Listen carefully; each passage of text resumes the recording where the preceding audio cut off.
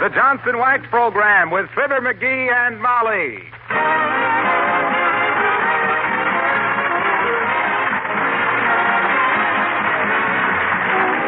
The makers of Johnson's Wax and Johnson's Self-Polishing Glow Coat present Fibber McGee and Molly, written by Don Quinn, with songs by Martha Tilton and the King's Men, and music by Billy Mills. The show opens with Who Cares?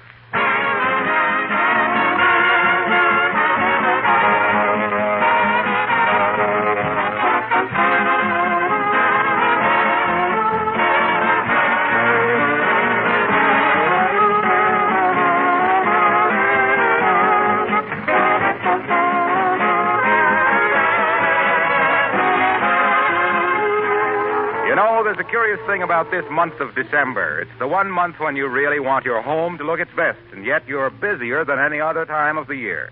What's the answer to that problem? Genuine Johnson's Wax, the famous polish that makes floors, furniture, and woodwork gleam with rich beauty and saves you work in the bargain. Women who practice protective housekeeping with Johnson's Wax don't have to worry about things like the Christmas holidays. Their homes are ready on short notice for entertaining, and their floors can take all the extra punishment that vacationing children have in store for them. The tough protective coat of Johnson's Wax acts as a shield, guarding finishes against wear and making daily housework easier, too. More and more housekeepers are Johnson waxing their windowsills, picture frames, and leather articles, in addition to floors, furniture, and woodwork. In fact, there are 100 extra labor-saving uses for genuine Johnson's Wax, which you can now buy in 3 forms: paste, liquid, or the new cream wax. Make a note now to buy some tomorrow.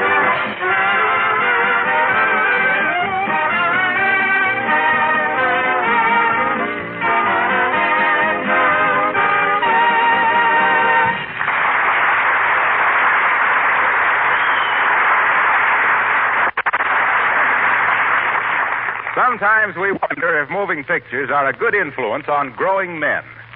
Or maybe our hero is just too impressionable. Anyway, ever since he saw Mr. Ronald Colman a few nights ago, he has developed a British accent and started a mustache. If you could call that pathetic little growth on his upper lip a mustache. For further details, we refer you to Fibber McGee and Molly.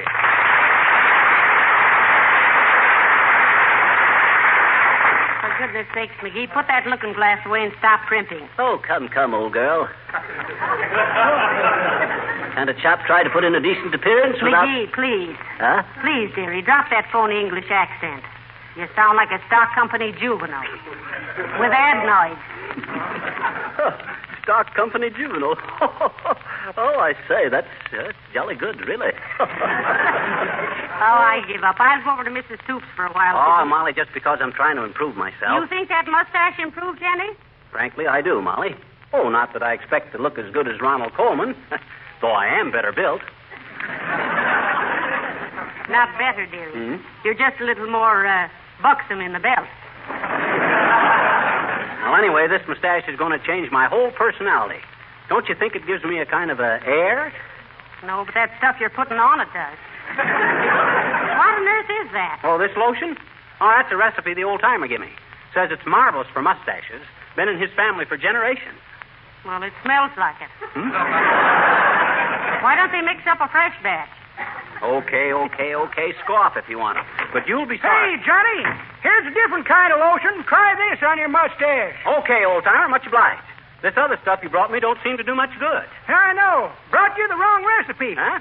That was Grandma's homemade fly spray. 70 days, fly spray. Hey, you might have poisoned me, old-timer. It's a good thing you come back. Oh, it won't hurt human beings none, Johnny. Oh. Grandma fed a spoonful to my cousin Trimble, and he never suffered no ill effects. That's all. That is, unless you call running around the block screaming and hiccuping the ill effects. Say, does your grandmother put up a lot of these home remedies, Mr. Oldtimer? Sure does, daughter. Never forget the time my boy Rance got his arm caught in the lawnmower. Well, sir, Grandma come trotting out, yanked his arm loose, rubbed some awful smelling salve onto it, give it a couple of jerks, and that lawnmower run just as good as ever. Well, leave me know if this stuff don't help, Johnny.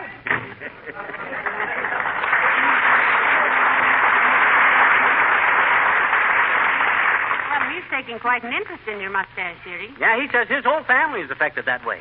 You know, his great-grandmother got scared by a bicycle at the St. Louis Exposition, and believe it or not, Molly, when his father grew up, he had handlebar mustaches. Oh, my, isn't heredity interesting? Now, if you'll excuse me, I've got a mince pie in the oven. Oh, dear, I wonder who that is. Oh, whoever it is, now, don't say anything about my mustache, Molly. Let's see if they notice it. Well, can't I just point and snicker a little? No, please, Miss Molly. Come in. Good day, my dear. Hello there, McGee. Oh, hello, Mr. Mayor. Hi, Latrivia. What's cooking? McGee, if there's anything I deplore, it is the idiotic custom of opening a conversation with such senseless questions as what's cooking, how's everything, and what do you know. They are meaningless and unanswerable. It is silly, ain't it? I never thought of it that way before. Did you, Molly? Well, frequently, you must know. Oh. But if you'll excuse me, Mr. Mayor, I've got to run out in the kitchen a minute. Certainly, Mrs. McGee. And I must say something smells delicious. What's cooking?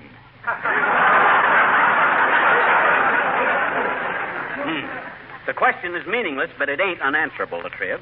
It's a mince pie. Yes, and if I don't go take a look Well, at it... Latrivia, notice anything different about me? No, I don't believe I do, McGee. Oh, I say, old chap, take a good look. It's something new for me, you know, really. Something new, eh? Yes, really. No, don't tell me. Let me guess. I really did it because I always admired yours so much, Latrivia. Catch on to it? Oh, how stupid of me. Yeah. Congratulations. Well, thanks. You've had your shoes shined. No, you don't get it. Take a gander at my upper lip. I can't see your lip with all those whiskers on it. What do you mean, whiskers? That's a mustache. Oh, yes. Of course. And very becoming to you, too. Oh, you think so? Yeah. Hey, Molly, Latrivia thinks it looks good on me. Oh, do you really, Mr. Mayor? Indeed I do, Mrs. McGee. In fact, your husband's name came up this morning in regard to some Chamber of Commerce business, and my secretary said, now, if Mr. McGee only had something in front of his face.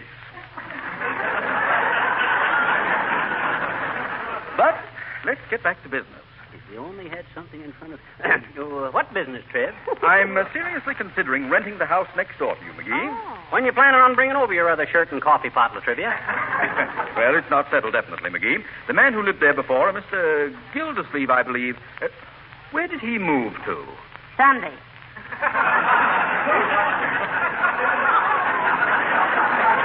Yes. Well, he told me he had quite some trouble with his next-door neighbors. Now, tell me, who lives on the other side of that house? You mean you don't know? Know what, Mrs. McGee? The house on the other side of that house, Latrivia, ain't a house. It's a vacant lot. Oh, then he must have meant that... Yeah. Oh. Oh, I don't believe it. Quite. But I shall investigate further. Good day, Mrs. McGee. And, McGee... Yeah? Tell your mustache that the strange man is leaving and it can come out now.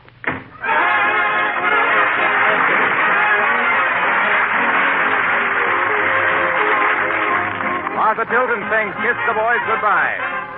We're such a happy pair that it isn't right, no, it isn't fair. To all those other boys I gave the air. So, Daddy, let me stay out late, for tomorrow is our wedding day. Can't the baby kind of celebrate? Kiss the boys goodbye. Daddy, let me wear the ming. What's the difference what the neighbors think? Let the baby linger on the brink. Kiss the boys goodbye. And while I'm kissing them sentimentally, keep the liberal point of view. Because I'm breaking it to them gently that my heart belongs to you. So, Daddy, please remember this, that tomorrow starts a lot of bliss. Let me show them what they're gonna miss. Kiss the boys goodbye. Be reasonable, Daddy. Give me one more night to play. I want to sever all my connections in a ladylike sort of way. I can't afford to have a scene on my wedding day. I'd hate to have 17 fellas give the bride away. So, Daddy, please remember this, that tomorrow starts a life of bliss. Let me show them what they're gonna miss. Kiss the boys goodbye. Goodbye. What did it, what came? Goodbye. What's gonna change her name? Goodbye. goodbye. This time it's scandalous. Goodbye. What will become of us? Let me show you what you're gonna miss. Kiss that boy goodbye.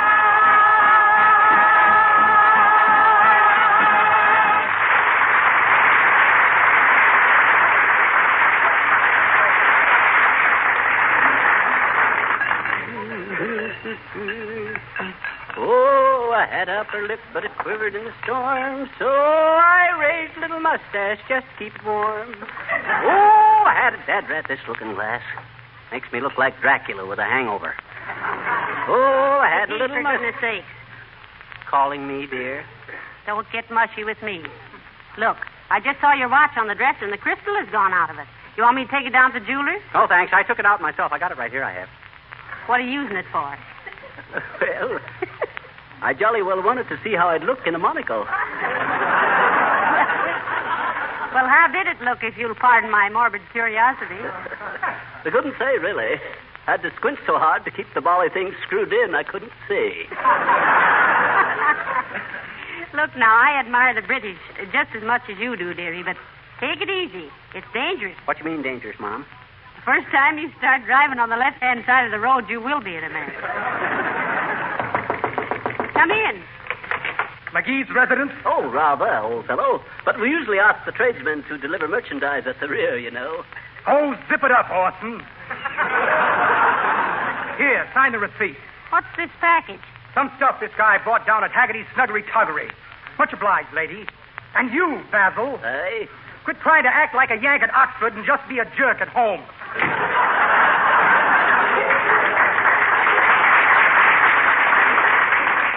Zip it up, Basil. Why, that fresh mug. Well, say, what have you been buying down at Haggerty's Snuggery Tuggery? Oh, I thought I might as well go all the way, Molly, as long as I'm improving my appearance. I got a black Homburg hat and a pair of yellow gloves and some spats and a walking stick. Well, heavenly days. What is the world coming to? And when? Oh, I'll admit the walking stick might be a touch too much, but you can't... Oh, no. Huh? No, it isn't, McGee. If you wear the spats and yellow gloves, you'll need to carry a stick. And maybe some brass knuckles. Well, let's see if they sent my godpers in with this package. Oh, Dad, it. They forgot something. Oh, I say, dear boy, what did the chappies forget? Your shooting jacket for formal crap games? Nah, them stupid goons forgot to put in my purple velvet smoking jacket. Will your lordship excuse me if I sit down a moment? I'm a little overwhelmed. Oh, don't be like that, Molly. Don't you want your husband to be well-groomed? Don't you want me to look smooth? Oh, you'll be smooth, all right. You wear those spats and yellow gloves, and somebody will polish you off. But say, tell me, did you only get one smoking jacket? Sure. You think I need two? Well, won't you need a longer one? For when you smoke king-size cigarettes? For goodness sake, stop looking at yourself in the mirror. Hello, folks. What's cooking? Hello, Mr. Wilcox. I say, old chap, is it necessary to use such weird expressions as what's cooking, how's everything, and what do you know? Really, they're rather senseless and unanswerable, you know. Oh, quite. Say what? Say, what goes on here anyway? Is he on the level, Molly? Well, he thinks he's on the level, but it's uphill work. Won't you step in and have a spot of tea, old chap? I say, be a good girl and put the kettle on, old thing. We're not having any tea, and don't call me an old thing. How about a slug of root beer or something, Mr. Wilcox? No, thanks, but I'd still like to know what this is all about. Well, I tell you, he saw Ronald Coleman in a picture the other night, and he's been like this ever since. I only hope they don't revive King Kong. I've had enough of this monkey business. Well, hey, look, Fibber. McGee, Mr. Wilcox is speaking to you. Turn around. I can see him. I'm looking in the mirror, ain't I? Hey, Harlow, you see anything different about me? No, except your face is dirty.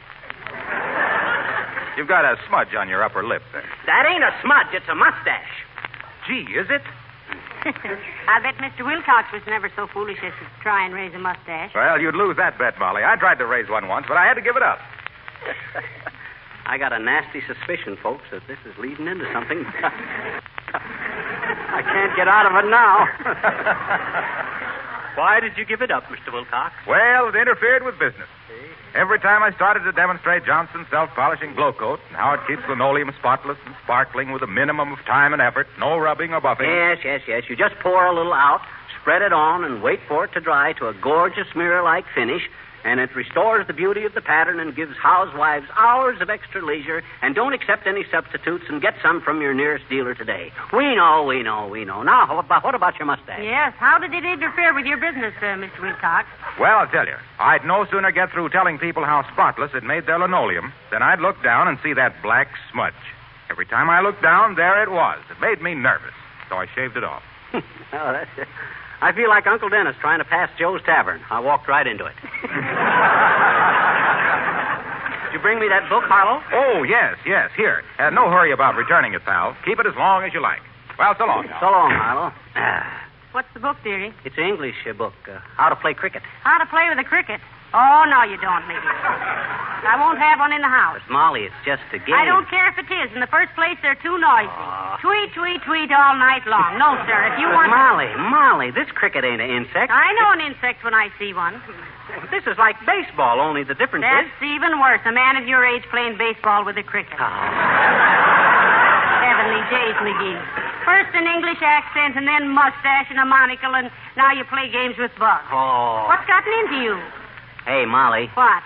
You ever go to a quilting bee? Yes, I have. You ever get stung? Don't be silly. It wasn't a real bee. Well, cricket ain't a real cricket either. That's the English name for baseball. All right, dearie, all right. I give up. Go out and play golf with the grasshoppers if you like. I won't... Play ball. Come in. Oh, hi, sis. Hi, mister. Hi.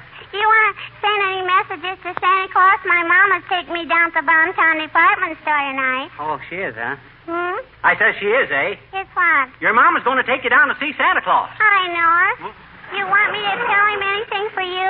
Oh, I don't know, sis. What's the procedure? How do you go about it? On the streetcar. I mean, what is the modus operandi? The gimmick? Oh, you mean how do you tell Santa Claus what you want, That roughly was the thought I was trying to convey, sis. Oh. Well, first you get in line with the other kid. Yeah? And then when it's your turn to talk to him, he takes you up on his lap, and that's the part I don't like because his beard always smells like mothballs. Well, you got to overlook that, sis. They say the moths are terrible at the North Pole. Now, then what happens? I don't know. I've never been there. I don't mean at the North Pole. I mean with Santa Claus. Oh. Yeah. Well, when you tell him everything you want, and there's a lady standing there, and she writes it all down and asks you what your papa's name is and has you got a charge account. Oh, yeah. Yes. That's Santa Claus's secretary. Well, gee, mister, if she was my secretary, I bet you I'd fire her, I bet you. You would? Sure. Why? Well, last year, when I was talking to Santa Claus, you know what she said to him? What'd she say? She said, "Speak up, you big dope. How can I write this down if you keep mumbling in your beer?" Oh. Gee, is there any way to talk to Santa Claus? I asked you. Well, I should say not. I guess he didn't hear her say it, because if it's the same girl I saw there last year, she had some very well-filled stockings. McGee. And see...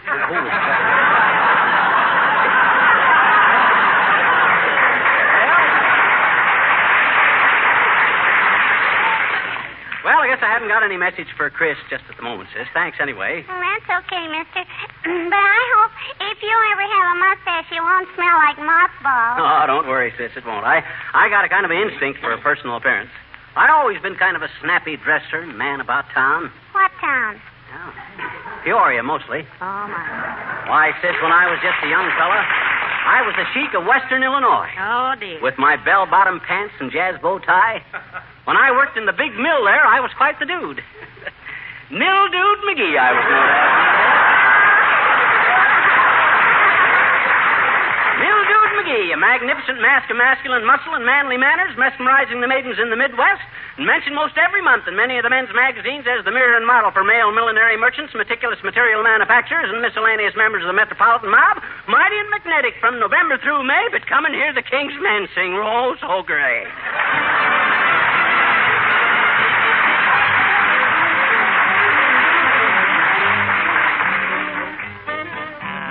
Rosie, Rosie, Rosie O'Day, she is the prettiest thing Under her window from miles away, the fellows all gather and sing. Rose-a-day, Rose-a-day, you're my Piligadoochie, Shinnamaroochie, Balleralla, Boom-ta-dee-ay. Rose-a-day, Rose-a-day, you're my Piligadoochie, Shinnamaroochie, Balleralla, Boom-ta-dee-ay. You are so darling, so lovely, that's what I mean when I say Rose-a-day, Rose-a-day, you're my Piligadoochie, Shinnamaroochie, Balleralla, Boom-ta-dee, Boom-ta-dee-ay. Oh, you're more of a lady than Rosie O'Grady. You're sweeter than Rose of Tralee. Rose of the Rio or Washington Square never could even begin to compare with my wild Irish rose, the sweetest flower that grows. I'll never betray my Rosie O'Day. She's my Piligadoochie, Shinnamaroochie, Balleralla, Boom-ta-dee-ay. Rose-a-day, Rose-a-day, you're my Piligadoochie, Shinnamaroochie, Balleralla, Boom-ta-dee-ay.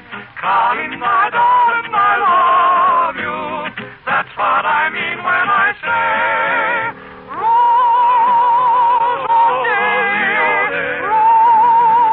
Rose-a-day, you're my Piligadoochie, Shinnamaroochie, Balleralla, Boom-ta-dee, Boom-ta-dee, Boom-ta-dee, Boom-ta-dee-ay. Rosie O'Day.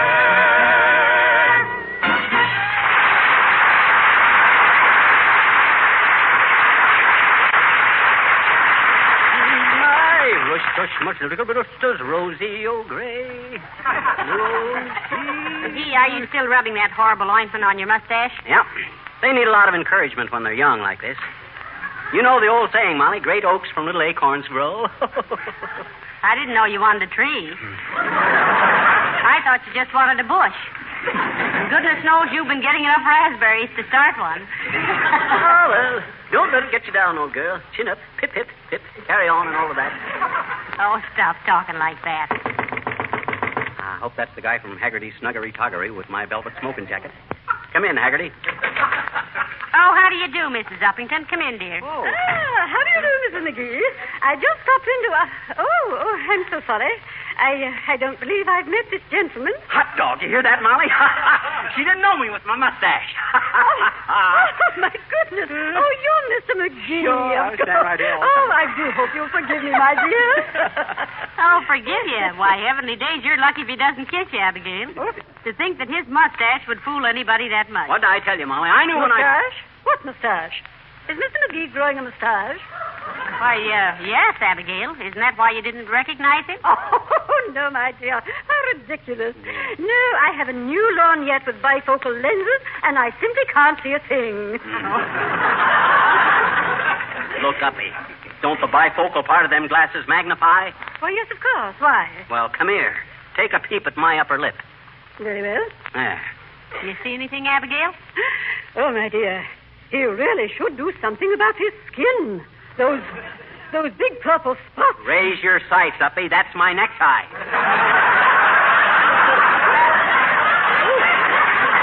Oh, may, of course. How stupid of me, wasn't it? Yes, it certainly was. McGee. Well, what can we do for you, Abigail? Or is this a social call? No, Mr. McGee. I am a committee of one from our ladies' club to inspect some of the city parks, and I thought you might care to go along. We have information from a very high source that parts of them are to be sold for parking lots. Oh, well, come down off your high source and tell us about it, Uppy. Now, please, Mr. McGee, this is not a subject for levity. Well, what's so serious about it, Abigail? It's city property, and they can sell it for parking if they want to. My dear, have you no thought for our little wild creatures? You mean them parking lot attendants? Oh. Mr. McGee, you're impossible. You and your little gray mustache. My mustache ain't gray. It will be by the time it's a mustache.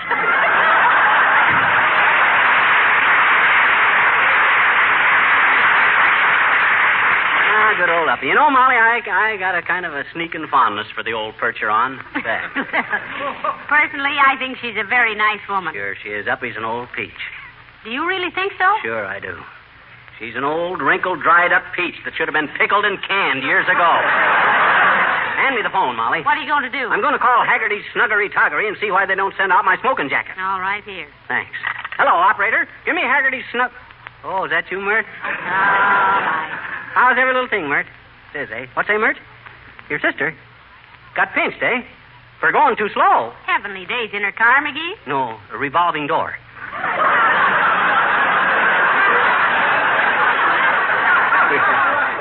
What's that, Mert?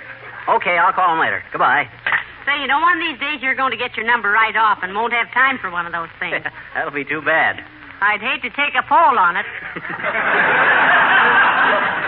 Oh, well, for goodness sakes, McGee, take your fingers out of your mouth. I just feel inside of my upper lip, Molly. My mustache don't seem to be growing very fast. Just wondered if it got mixed up and was growing in instead of out. You know, sometimes you find potatoes... Hey there, Johnny. How's the mustache? Oh, hi, old-timer. Those lotions you gave me don't seem to have done much good. Johnny, here, try this one. Oh, Is this another one of your grandmother's concoctions, Mr. Oldtimer? Yep. And Grandma swears by this one. Oh. Fact is, she swears so loud by this one, we have to send the kids up to bed. That's pretty good, old-timer. Yes, but that ain't the way I heard it. The way I heard it, one feller says, the t'other feller says, see where an aviator flew from Denver to New York in less than 12 hours. Is that so, says t'other feller. Must have been in a hurry. Have a wife in New York? No, says the first feller. In Denver. Well, try this stuff on your mustache, Johnny, and let me know what happens. Okay, but I'm getting kind of discouraged. The more stuff I put on, the less it seems to grow. Grow? Why, yes. Why not? Oh, my goodness, and I've been giving him stuff to make it go away.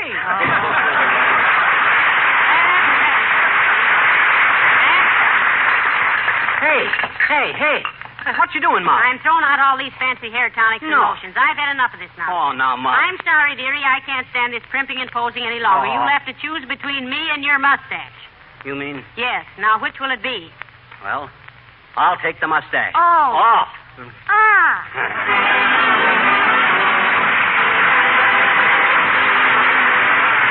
Do you know what I've been doing today? Well, I've been just an old inquiring reporter, asking women here and there a few questions about my favorite product, Johnson's Glow Coat, the easy-to-use floor polish.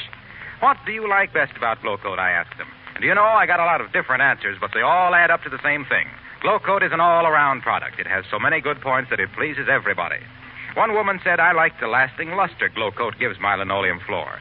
Another talked about the uniform film that doesn't chip or wear off unevenly. Someone else said she liked its quick drying and ease of application. And, of course, everybody sang the praises of Glow Coat for the way it saves work. It needs no rubbing or buffing.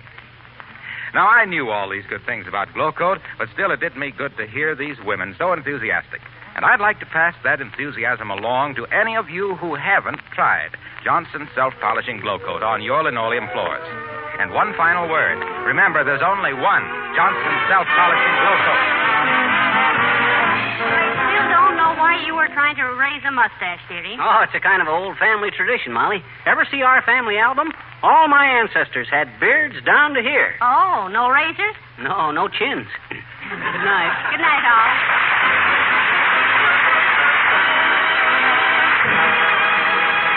This is Harlow Wilcox, speaking for the makers of Johnson's Wax Finishes for Home and Industry, inviting you to be with us again next Tuesday night. Good night. Is your car sitting out in front of your house now? If it is, take a quick look at it. Doesn't it need a cleaning and polishing job? Well, then just try Johnson's Car New, the sensational auto polish that does two jobs at once. Both cleans and polishes in one application. Car New is a wonderful labor saver. It's inexpensive, and it offers an easy way for you to take better care of your automobile. Remember the name, Johnson's Car New, spelled C-A-R-N-U, made by the makers of Johnson's Wax. This is the National Broadcasting Company.